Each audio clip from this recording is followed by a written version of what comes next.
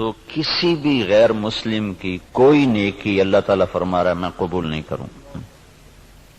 وہ فی الآخرۃ من، دنیا میں صلہ دے گا. نمتعہم قلیلا، دنیا میں ہم ان کو صلہ دیں گے. اس لیے کہا وہو فی الآخرۃ من الخاسرین، آخرت میں ہم ان کو ناکام کر دیں گے، وہ خسارے میں. دنیا میں اپنی نیکی کا کچھ صلہ وہ پائیں گے. قل تمتعوا، خود اللہ بھی کہہ رہا ہے نفع اٹھا لو میں دے رہا ہوں. لیکن موت کے بعد اولئک الذین، یہ وہ لوگ ہیں جنہوں نے دنیا میں اپنے آپ کو سمجھا کہ ہم تو بہت اچھے کر رہے تھے.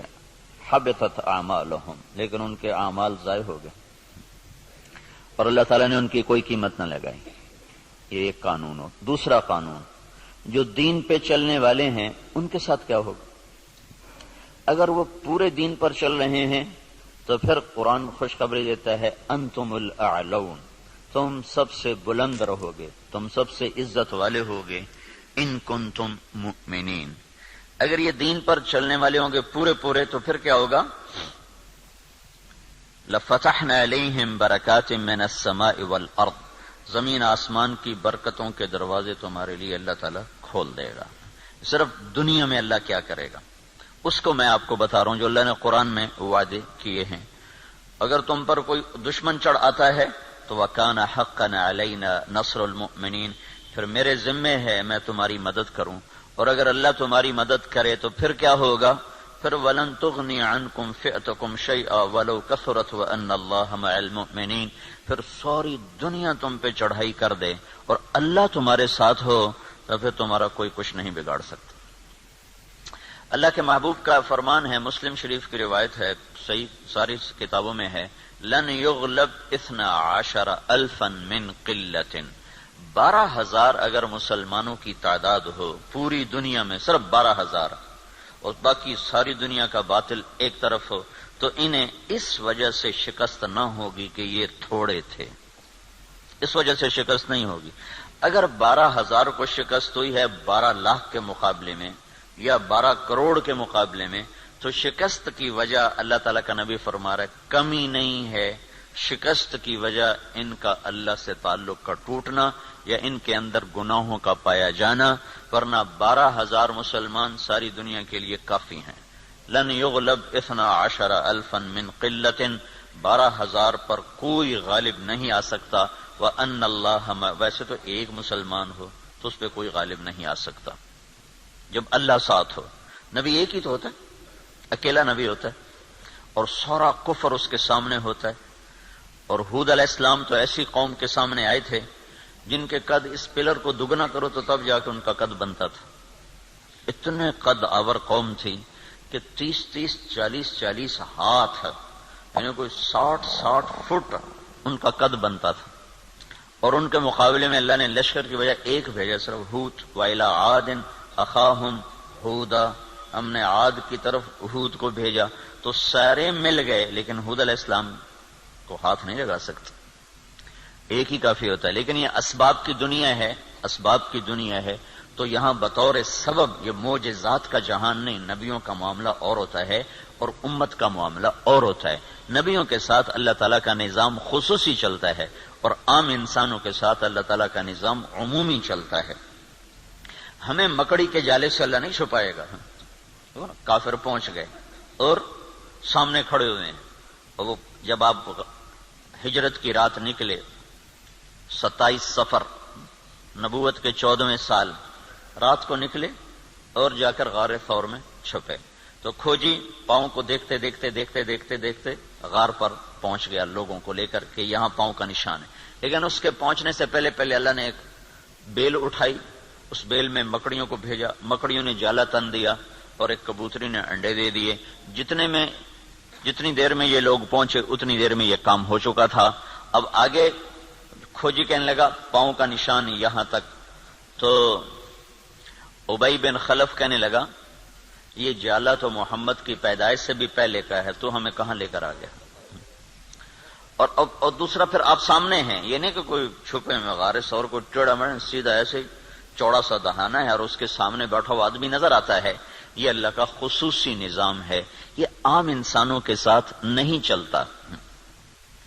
اس لیے اللہ کے نبی نے سبب کی دنیا کے لیے فرمایا کہ 12,000 اگر مسلمان ہوں تو انہیں کمی کی وجہ سے شکست نہیں ہو سکتی۔ اسکندریہ بڑا مضبوط شہر تھا مصر کا، اس کو فتح ہونے میں دیر ہو گئی اور مسلمانوں کا لشکر تھا 4,000 کا۔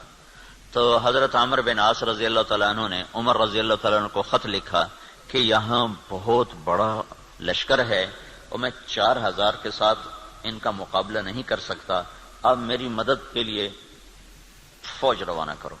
تو عمر رضی اللہ تعالیٰ عنہ نے 4,000 اور بھیج دیے، 4,000، اور ان 4,000 کے ساتھ 4 آدمی ہیں، ایک زبیر بن عوام اور ایک مقداد بن اسود، یہ مہاجرین میں سے، اور عبادہ بن صامت اور مسلمہ بن مخلد، یہ انصار میں سے، 2 مدینے کے 2 مکہ کے، ان 4 کو ان کے ساتھ، تو یہ 4,000 جمع 4۔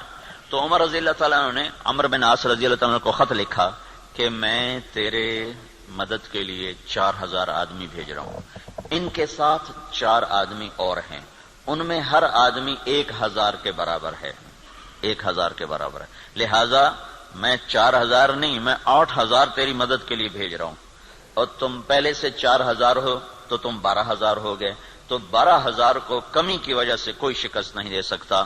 تم جب میرا یہ لشکر پہنچے تو تم سارے مسلمانوں کو آخرت کی ترغیب دو اور اللہ کا نام لے کر قدم بڑھاؤ، اللہ تمہیں فتح عطا فرمائے گا۔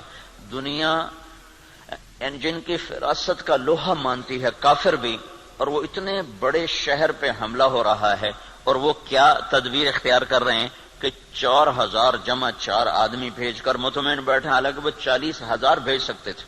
عمر رضی اللہ عنہ اس وقت اس سطح پر تھے کہ 40,000 بھیج سکتے تھے، 4,000 جمع 4۔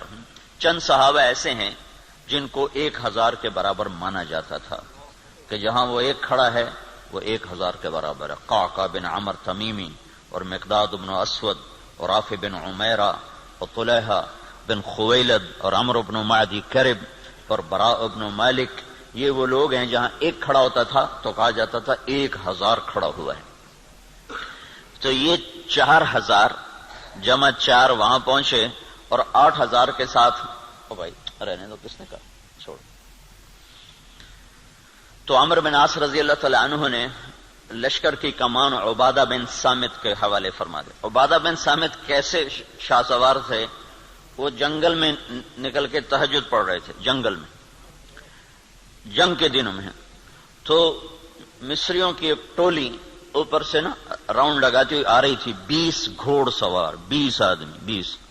تو انہوں نے دیکھا کہ ایک عرب سپاہی نماز پڑھ رہا ہے، تو انہوں نے ایک دم حملہ کیا، ان کی تلوار پاس تھی، انہوں نے پیچھے پلٹ کے دیکھا 20 یہ اکیلے ہیں، اور وہ گھوڑ سوار یہ پیدل، انہوں نے تلوار اٹھائی اور 20 میں سے 16 کو قتل کیا، باقی 4 بھاگ گئے۔ جب وہ بھاگے تو پھر اللہ اکبر، پھر نماز شروع کر۔ تو ان کے سر پہ انہوں نے امارت کا امامہ باندھا کہ آج تو بسم اللہ کر۔ تو عبادہ بن صامت رضی اللہ تعالیٰ عنہ بدری صحابہ میں سے ہیں، بدری صحابہ میں سے۔ تو یہ جو 4 آدمی بھیجے تھے، چاروں جنگ بدر کے شریک تھے۔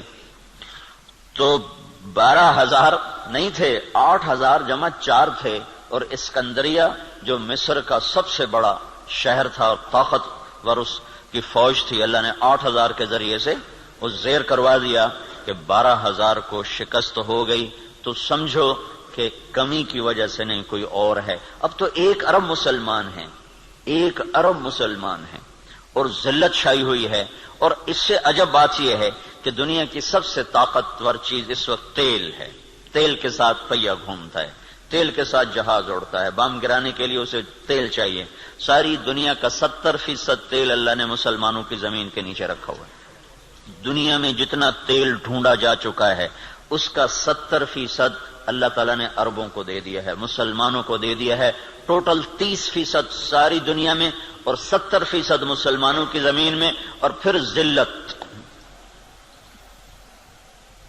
تو میں یہ بتا رہا تھا کہ اگر ہم پورے مسلمان ہیں تو پھر اللہ کا قانون کیا ہے؟ انتم الاعلون، ان کنتم مؤمنین، تم سے اونچا کوئی جا نہیں سکتا. وَلِلَّهِ الْعِزَّةُ وَلِرَسُولِهِ وَلِلْمُؤْمِنِينَ، عزت صرف تمہیں ملے گی، کافر کو ذلت ملے گی. لَفَتَحْنَا عَلَيْهِمْ بَرَكَاتٍ مِّنَ السَّمَاءِ وَالْأَرْضِ، زمین آسمان کی برکتوں کے میں دروازے کھول دوں گا، اور تمہاری زمین کا ذرہ ذرہ وہ برکت بنے گا، آسمان کا قطرہ قطرہ وہ برکت بنے گا. تم پہ دشمن چڑھے گا تو کان حقا علینا نصر المؤمنین، میرے ذمے ہے میں تمہاری مدد کروں، میں خود آؤں گا. ان تستفتحوا فقد جاءکم الفتح وان تنتهوا فهو خیر لکم وان تعودوا نعود. اللہ اکبر. یہ جنگ بدر کی آیات ہیں. اللہ تعالیٰ کہہ رہا ہے، پتہ چل گیا نا تمہیں کہ اللہ کس کے ساتھ ہے؟ اور تم کہا کرتے تھے حق کو واضح کر، آج حق واضح ہوا کہ تم ذلیل ہوئے اور بے ہتھیار بے سر و سامان وہ کامیاب ہوئے. اب جاؤ اور بس کر دو تو تمہارے لیے اچھی بات ہے. اگر تم لوٹو گے تو میں لوٹوں گا. ان تعودوا نعود، اگر تم آؤ گے تو میں آؤں گا. تو اللہ کے ساتھ کون لڑے؟ جب ہرمزان، تستر ایک جگہ تھی ایران کی کا ایک صوبہ تھا تستر، وہ 1 سال کے بعد فتح ہوا تھا. اس پر اتنی لمبی جنگ چلی کہ 1 سال، ایک قلعہ 1 سال لے گیا تھا. تو اس کے سردار ہرمزان پکڑا گیا، زندہ پکڑا گیا. تو عمر رضی اللہ عنہ نے فرمایا کہ اسے مدینے بھیجو. جب وہ مدینے پہنچا تو عمر رضی اللہ عنہ نے پوچھا بھائی کیا حال ہے؟ کہنے لگا کیا پوچھتے ہو؟ جب ہمارا تمہارا مقابلہ تھا تو ہم تمہیں اپنے جوتے کی نوک پہ نہیں لکھتے تھے، جب تم نے اللہ کو ہمارے سامنے کھڑا کر دیا تو اب اللہ سے کون لڑے؟ یہ ایک مجوسی ایرانی سردار کی بات تھی. جب اللہ کو سامنے کھڑا کر دیا تو اب اللہ سے کون لڑے؟ پھر وہ ایمان لایا، کلمہ پڑھا. حضرت عمر کے بڑے اچھے ساتھیوں میں وہ شمار ہوتے رہے رحمت اللہ علیہ. تو اگر پورا دین ہے تو پھر اللہ یہ قانون بتا رہا ہے. اگر ادھورا دین ہے پھر کیا ہوگا؟ پھر وہی ہوگا جو ہو رہا ہے. لیکن میں قرآن سے بھی بتاؤں گا کہ کیا ہوگا. ہوگا تو وہی جو ہم دیکھ رہے ہیں، لیکن اللہ کا قرآن بھی اس کی طرف نشاندہی کرتا ہے، بتلاتا ہے کہ اگر تم ادھورے چلو گے، پورے نہیں چلو گے. دیکھو نا 33 نمبر لے کر بھی تو آدمی پاس ہوتا ہے، لیکن کوئی اس کو جاب دیتا ہے، کوئی نوکری دیتا ہے. کہا جی کون سے ڈویژن ہے؟ کہا جی 3rd ڈویژن کا. جا جتی چاہتے ہونے نکل جا. 1st ڈویژن والے کو لوگ دیکھتے ہیں کہ ہاں بھائی کتنے نمبر لیے تھے آپ نے، کتنا ایکسپیرینس ہے آپ کا. تو ہم 33 نمبر والے مسلمان ہیں، تو اللہ سے ہم مانگتے ہیں 100 نمبر والا معاملہ. تو اب اللہ تعالیٰ کا قرآن بتاتا ہے، کیا کہتا ہے؟ وَلَنُذِيقَنَّهُمْ مِنَ الْعَذَابِ الْأَدْنَى دُونَ الْعَذَابِ الْأَكْبَرِ لَعَلَّهُمْ يَرْجِعُونَ. جب تم ادھورے چلو گے نا، کبھی نماز پڑھی کبھی چھوڑ دی، کبھی روزہ رکھا کبھی چھوڑ دیا، کبھی حلال کھایا کبھی حرام کھایا، کبھی جھوٹ بولا کبھی سچ بولا، کبھی سود پہ چلے کبھی حلال پہ چلے. جب تم یہ سارا گڑبڑ کر دو گے تو پھر میں کیا کروں گا؟ وَلَنُذِيقَنَّهُمْ مِنَ الْعَذَابِ الْأَدْنَى، میں تمہیں چھوٹے چھوٹے عذاب دوں گا. دون العذاب الاکبر، بڑا عذاب نہیں دوں گا. بڑا عذاب کیا ہے؟ قرآن کی دوسری آیت فَيُعَذِّبُهُ اللَّهُ الْعَذَابَ الْأَكْبَرَ يَصْلَى النَّارَ الْكُبْرَى. جہنم کی آگ، دوزخ کی آگ، یہ بڑا عذاب ہے اور یہ خوفناک عذاب ہے. اس سے توبہ توبہ. اوہو انہا لغا، بھڑکتی ہے. نزاعۃ للشوا، کھال کھینچ دیتی ہے.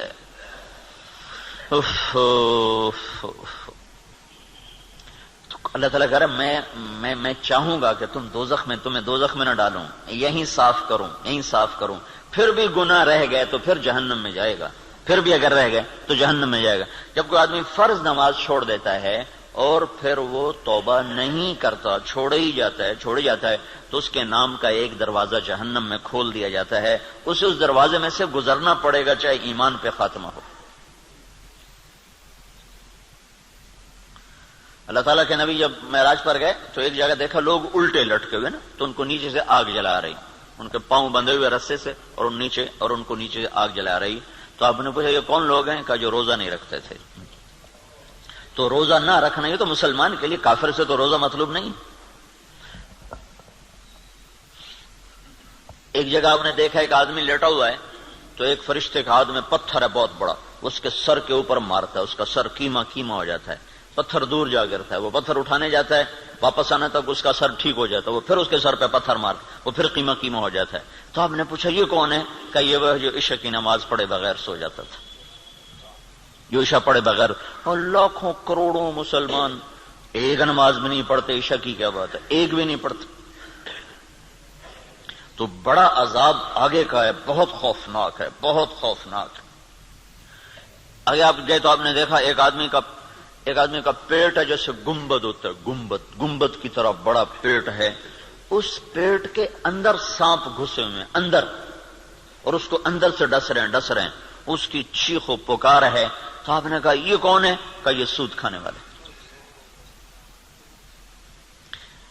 تو بڑا عذاب آگے ہے، زلزلہ، دشمن کی چڑھائی، دشمن کے ہاتھوں قتل، دریاؤں کا سوکھ جانا، بجلی کا ختم ہو جانا، محبتوں کا اٹھ جانا، برکتوں کا اٹھ جانا، آپس کی لڑائیاں، قتل و غارت، بد امنی، مہنگائی، یہ ہے وَلَنُذِيقَنَّهُم مِّنَ الْعَذَابِ الْأَدْنَىٰ، چھوٹے چھوٹے عذاب دوں گا، دون العذاب الاکبر، بڑا نہیں دوں گا، لعلہم یرجعون، شاید تم مسجدیں بھر دو اور تم توبہ کر لو اور تم اللہ کے سامنے جھک جاؤ اور تم اللہ کو منا لو اور اللہ کے نبی کے طریقوں پر آ جاؤ، تو ما یفعل اللہ بعذابکم ان شکرتم وآمنتم وکان اللہ شاکرا علیما۔ اللہ تعالیٰ فرماتا ہے تمہیں سزا دے کے مجھے کیا خوشی ہوتی، تمہیں سزا دے کے مجھے کیا خوشی ہوتی، تم انسان بنو، جو کہتا ہوں کرو، جس سے روکتا ہوں چھوڑو، تو میں تمہیں عذاب دے کے مجھے کوئی خوشی نہیں ہے، لیکن تم میرے من کے چلو، میرے بن کے۔ آپ 5000 تنخواہ دے کر اگلے کی کھال اتار دیتے، ذرا سا گڑبڑ کر دے تو اس کی ماں بیٹی نہیں چھوڑتے، اور اللہ تعالیٰ سر سے لے کر پاؤں تک وجود دیتا ہے، ایک سیل ساری دنیا مل کے نہیں بنا سکتی، ایک سیل میں جو جہان کام کر رہا ہے ساری دنیا عاجز ہے اس ایک سیل کا، صرف ایک سیل کا جہان سمجھنے سے دنیا کا انسان عاجز ہے، اور کئی خرب سیلز جمع ہوتے ہیں تب اللہ ایک انسان بناتا ہے، ہر سیل میں ایک کائنات ہے جس کا نظام اللہ تعالیٰ چلاتا ہے۔ تو اس کے بعد اس کا اتنا حق نہیں ہے کہ میری مان کے چل، میری مان، اطیع اللہ واطیع الرسول، اللہ کی مانو اور اللہ کے رسول کی مانو، اپنی مرضی پہ نہ چل۔ اور پھر اس میں اللہ تعالیٰ ایک ہمارے ساتھ سودا کرتا ہے کہ عبدی انت ترید وانا ارید ولا يكون الا ما ارید فان سلمت لي فيما ارید كفيتك فيما تريد وان لم تسلم لي فيما ارید اتعبتك فيما تريد ولا يكون الا ما ارید۔ اے میرے بندے، ایک تیرا ارادہ ہے، ایک تیرے رب کا ارادہ ہے، جو تو چاہتا ہے وہ اللہ کے ارادے کے بغیر نہیں ہو سکتا، جو اللہ چاہتا ہے وہ تمہارے بغیر کر دیتا ہے۔ تو ایک کام کرو، یہ اس چند روزہ زندگی میں جو میں کہوں کرتے جاؤ کرتے جاؤ کرتے جاؤ کرتے جاؤ، یہ نہ دیکھو کہ نفع کیا ہے نقصان کیا ہے، یہ دیکھو کہ اللہ کیا چاہتا ہے اور اللہ کا رسول کیا کہتا ہے، بس تم یہ کرتے جاؤ تو کیا ہوگا، کفیتک فیما ترید، جو تم چاہو گے میں کر دوں گا۔ وَإِن لَّمْ تُسَلِّمْ لِي فِيمَا أُرِيدُ، اگر تم نے یہ نہ کیا تو أَتْعَبْتُكَ فِيمَا تُرِيدُ وَلَا يَكُونُ إِلَّا مَا أُرِيدُ، تو پھر میں تمہیں تیری چاہتوں میں تھکا دوں گا، تو جو خوار کر دوں گا اور ہوگا وہ جو تیرا رب چاہتا ہے۔ تو ادھورے دین پر کیا ہوتا ہے، ادھورے دین پر ہاں اللہ تعالیٰ یوں کہتا ہے، ضرب اللہ مثلا قریة كانت آمنة مطمئنة يأتيها رزقها رغدا من كل مكان فكفرت بأنعم الله فأذاقها الله لباس الجوع والخوف بما كانوا يصنعون۔ جب تم دین پر چلتے ہو تو اللہ کہتا ہے میں خوف دور کر دیتا ہوں، ولا يبدلنهم من بعد خوفهم امنا، میں خوف دور کرتا ہوں، امن قائم کرتا ہوں، بے برکتی دور کرتا ہوں، برکتیں لے کر آتا ہوں۔ اور جب تم بگڑتے ہو تو پھر میں کیا کرتا ہوں کہ میں ساری برکتیں واپس لیتا ہوں، پھر اور کیا کرتا ہوں، پھر میں خوف طاری کرتا ہوں اور بھوک طاری کرتا ہوں۔ فَأَذَاقَهَا اللَّهُ لِبَاسَ الْخَوْفِ وَالْجُوعِ، جب تم میری مانتے ہو تو زمین آسمان تمہاری نوکری کرتے ہیں، اور جب تم پھر ٹکراتے ہو تو پھر کیا ہوتا ہے کہ میں برکتیں واپس لیتا ہوں اور بھوک اور خوف کا لباس پہنا دیتا ہوں۔ دیکھو یہاں لباس کا ہے، لباس ہے، لباس سارے جسم پر ہوتا ہے، خوف دل کی کیفیت کا نام ہے اور بھوک پیٹ کی کیفیت کا نام ہے۔ صرف پیٹ میں بھوک ہوتی ہے اور سارا بدن بے قرار ہوتا ہے، صرف دل میں خوف ہوتا ہے اور سارا بدن بے قرار ہوتا ہے، اور اگر جسم کے ایک ایک رونگٹے میں بھوک پڑ جائے اور ایک ایک رونگٹے میں بھوک ڈال دی جائے اور ایک ایک رونگٹے میں اللہ تعالیٰ خوف ڈال دے تو پھر اس آدمی کا کیا حال ہوگا، یا اس معاشرے کا کیا حال ہوگا جس کے روئیں روئیں میں خوف اور بھوک کو ڈال دیا جائے۔ تو یہ اللہ تعالیٰ چھوٹے عذاب کی نشاندہی کر رہا ہے اپنی کتاب میں، اپنے قرآن میں، کہ جب تم نافرمانیاں کرتے ہو تو ظہر الفساد فی البر والبحر، زمین و آسمان میں، بر خشکی اور تری میں، کبھی سمندروں میں موجیں اٹھتی ہیں، کبھی زمین کی برکتیں گم ہو جاتی ہیں، کبھی زمین کپ کپاتی ہے، کبھی پہاڑ لرز جاتے ہیں، کبھی آسمان بے موسم بارشوں پہ اتر آتا ہے، کبھی ہوائیں پاگل ہو جاتی ہیں، کبھی محبتیں مٹ جاتی ہیں۔ یہ کیوں ہوتا ہے؟ یہ کیوں ہوتا ہے؟ جب تم بما کسبت ایدی الناس، یہ تمہارے اپنے ہاتھوں کی کمائی سے ہوتا ہے، تمہارے اللہ کا نہ ارادہ نہیں، تمہارے اپنے ہاتھوں سے ہوا ہے۔ بما کسبت ایدی الناس، یہ تمہارے اپنے ہاتھوں کی وجہ سے ہے۔ لیذیقہم بعد الذی عملوا، اللہ کہہ رہا ہے یہ تمہارے پوری سزا نہیں ہے، چھوٹی سزا، تھوڑی سزا، تھوڑی سزا کہ تم اللہ کی طرف رجوع کرو۔ تو بھائیو، مکمل دین ہے تو اللہ کا قانون اور ہے، ادھورا دین ہے اللہ تعالیٰ کا قانون اور ہے۔ زمین آسمان اللہ کے ہیں، قانون بھی اللہ کا چلتا ہے۔ زمین آسمان اللہ کی بادشاہی ہے، حکم بھی میرے اللہ کا چلتا ہے، یہاں کوئی پر نہیں مار سکتا، دم نہیں مار سکتا۔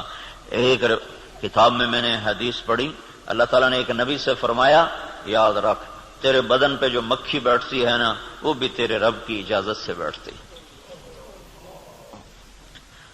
اور قرآن دیکھو، ما تسقط من ورقۃ الا یعلمها، پتے کو کہو کہ اللہ کی مرضی کے بغیر گر کے دکھا دو۔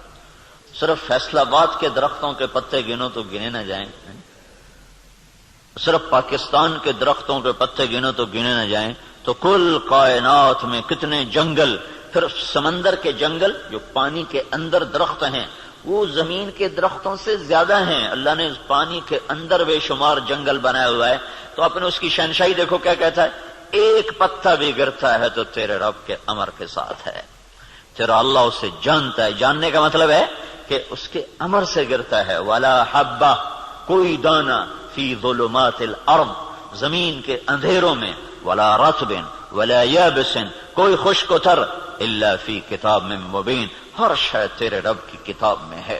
کتنی بڑی بادشاہی کا مالک ہو، اور ہم بے وقوف لوگ اسی سے ٹکرانا شروع کر دیں تو ہم سے بڑا دیوانہ کون ہوگا؟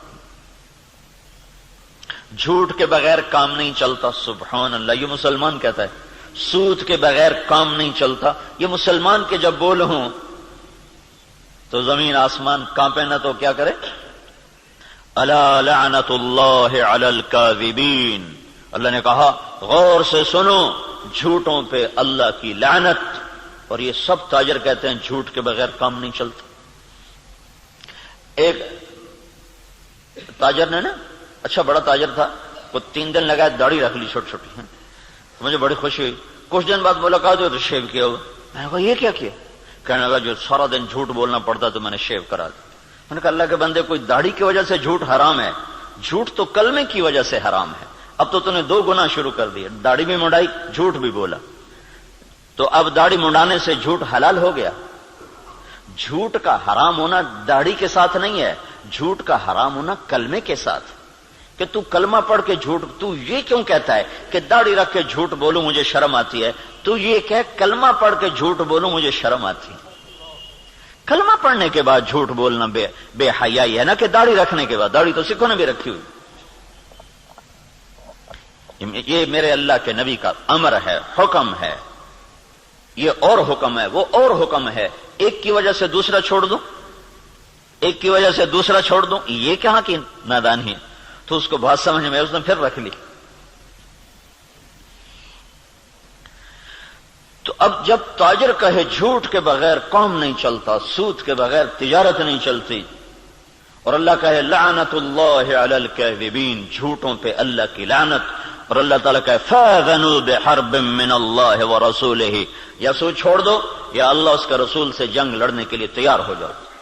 ہماری تو جنگ اللہ، امریکہ سے تھوڑی ہماری جنگ ہے، یا ہندوستان سے تھوڑی ہماری جنگ ہے، یا اسرائیل سے ہماری جنگ، تو ہماری تو اللہ سے جنگ ہوئی پڑی، اللہ ہمارے خلاف جنگ کر رہا ہے۔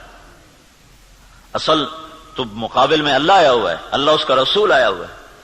صرف اللہ اکیلا نہیں ہے، یعنی ایسا اعلان اللہ نے کسی جگہ کیا ہی نہیں. تو کتنی بے غیرتی ہے کفر. دنیا کا سب سے بڑا گناہ ہے کفر.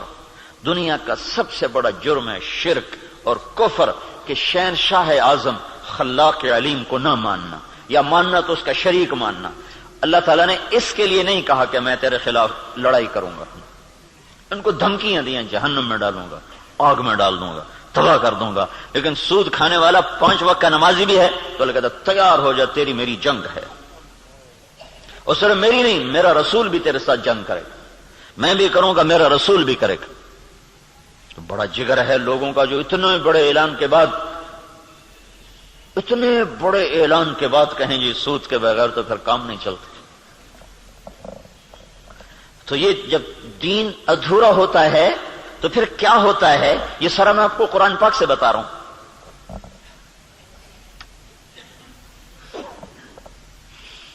ہائے ہائے میرے بھائیو، اگر اللہ کے رسول کی ہمیں پشت پناہی نہ ہوتی تو اللہ کی قسم ہم بندر خنزیر بن چکے ہوتے. دعا دو اس مدینے والے کو جو اتنا رویا ہے. کوئی نبی اتنا نہیں رویا کہ اللہ کو جبریل بھیجنا پڑے کہ بس کر اتنا نہ رو. کوئی نبی اتنا نہیں رویا ہے. اور تمہارا نبی اتنا رویا ہے کہ ایک دفعہ نہیں سینکڑوں دفعہ جبریل آیا ہے، یا رسول اللہ کہہ رہا ہے اتنا نہ رو. اور اس کو چھوڑو، قرآن کی گواہی سنو، قرآن کی جو قیامت تک پڑھا جائے گا.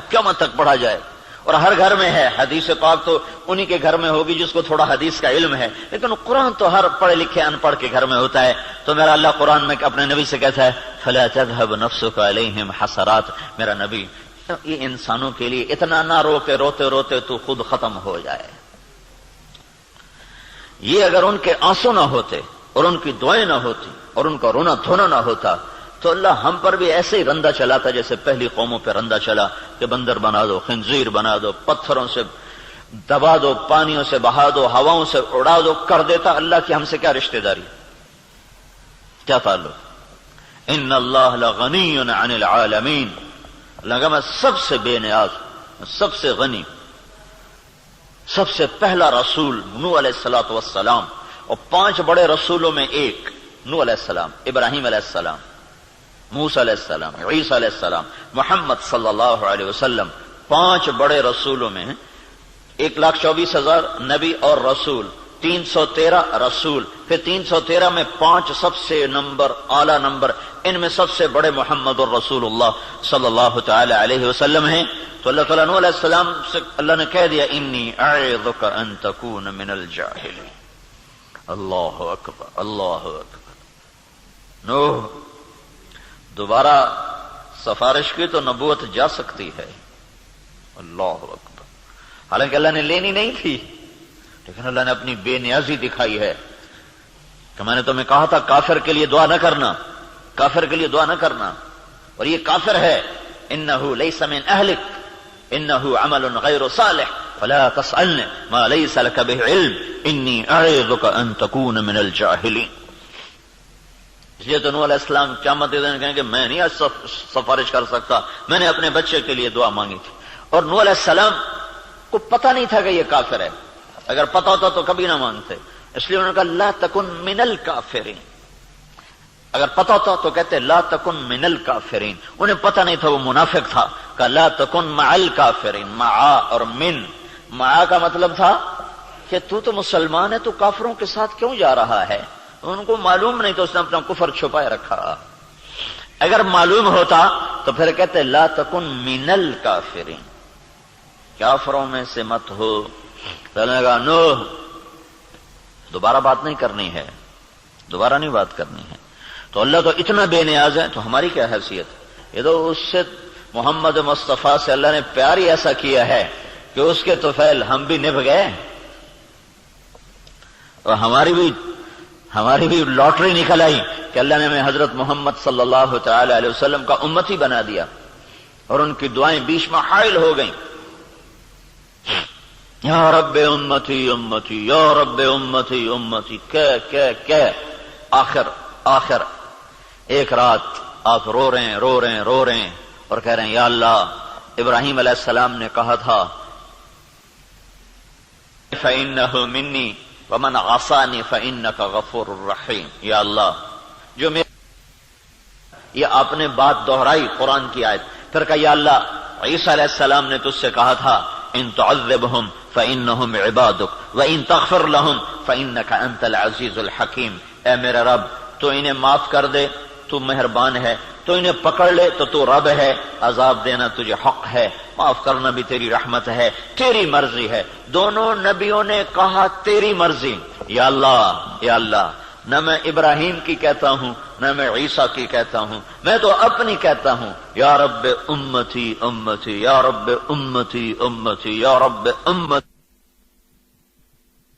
تیار کردہ مواعظ اسلامیہ کیسٹ سینٹر بیرون تبلیغی مرکز ابدالی روڈ ملتان 24 گھنٹے رابطے کے لیے 0301 74 60 371 پر رابطہ کریں. ابراہیم کی کہتا ہوں نہ میں عیسیٰ کی کہتا ہوں، میں تو اپنی کہتا ہوں یا رب امتی امتی یا رب امتی امتی یا رب امتی امتی. یا اللہ میری امت کو معاف کر دے، یا اللہ میری امت کو معاف کر دے، یا اللہ نہیں کرنا پھر بھی کر دے. اور اتنا روئے کہ پھر جبریل کو آنا پڑا. یا رسول اللہ تعالیٰ پوچھ رہے ہیں آپ کیوں رو رہے ہیں؟ کہا جبریل مجھے میری امت رلا رہی. تو پھر اللہ تعالیٰ نے پیغام بھیجا سنردیک فی امتک، میں تجھے تیری امت کے بارے میں خوش کر دوں گا. یہ دعائیں بیچ میں حائل ہیں، ورنہ اللہ کو کیا پرواہ ہے.